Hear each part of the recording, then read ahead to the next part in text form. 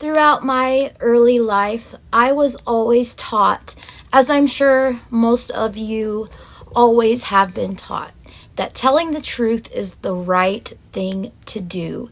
And as a result of your stand for truth, you will be rewarded in life. I was also taught that truth is the light. However, on the other hand, I was taught that lying will lead to greater problems. It is a sin, and it will lead to damnation and a lot of other things that Christian culture was teaching back then. And in essence, lying is that area of darkness. Throughout my adult life, it also seems as if more and more people around me have preferred to choose to follow lies more so than following the truth. Have you ever noticed that your girlfriend would rather you lie to her about how her dress or how her hair looks rather than tell you that really neither one looks very, very good? And I am also sure that many of you have dated persons whom you did not have feelings for or that you did not love, but they wanted you to lie to them, indicating that there was love there when there really was none at all. And it's amazing how often some people seem to relish in being in and remaining in the dark of lies rather than moving to the light of the truth. And for so many people, the truth seems to be more frightening than a lie. And what has happened to people, especially in America right now, and since the lies have become the norm, everything is backwards, just like the Bible says that good will be called evil and evil will be called good. Lies have become the norm rather than the exception to the rule, and they seem to carry so much more weight than the truth, especially in narcissistic abuse and parental alienation situations.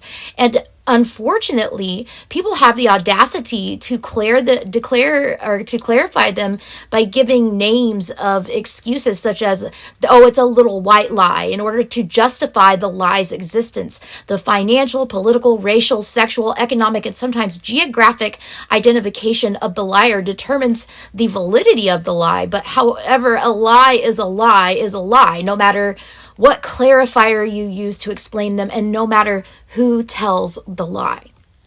Liars are devoid of values, integrity, responsibility, and accountability. They are untruths that negatively impact the lives of millions of people, sometimes causing the deaths of people. And I'm sure that you can relate to having been lied to, cheated on, betrayed, and I almost certainly can relate as well. They rarely have regrets. Narcissists rarely have regrets or remorse. And if they have feelings at all, if they do, they definitely won't show them. Too often liars thrive on telling lies because of their evil and dark hearts, as well as their overt need for manipulation and control. But for those who are not afraid of truth, will have no fear for standing for truth and standing on the truth, and recognizing that truth stands in the face of evil and hate. The act of lying is a sign of evilness and hate. Evil is a dark, dark spirit related to an inner level of consciousness and sometimes unconscious level of hate. Sadly, hate encompasses the very fiber of many people, not just in America, but all around the world. And it's past time for people to come to recognize that there are consequences for being evil, consequences for espouting hate, and consequences for the lies that you tell to other people, the gossip, the slander, the libel. All of it affects people very, very deeply in ways that you could never comprehend.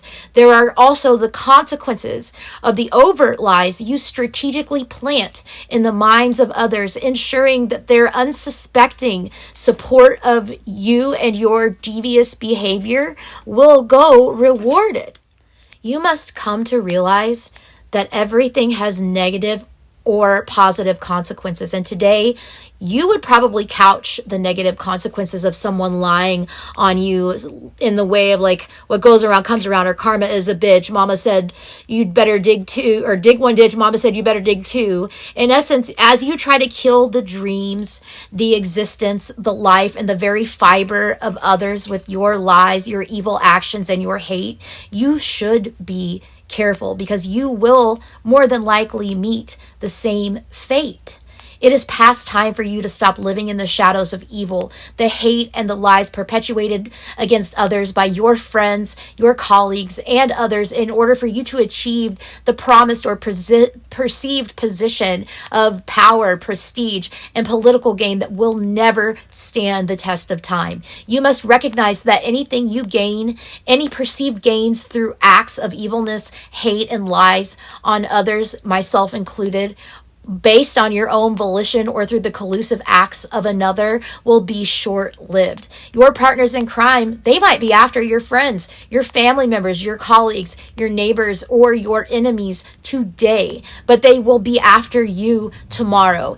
And as stated by the late Congressman John Lewis, if you see something that is not right, unjust, and unfair, you must say something. You must do something.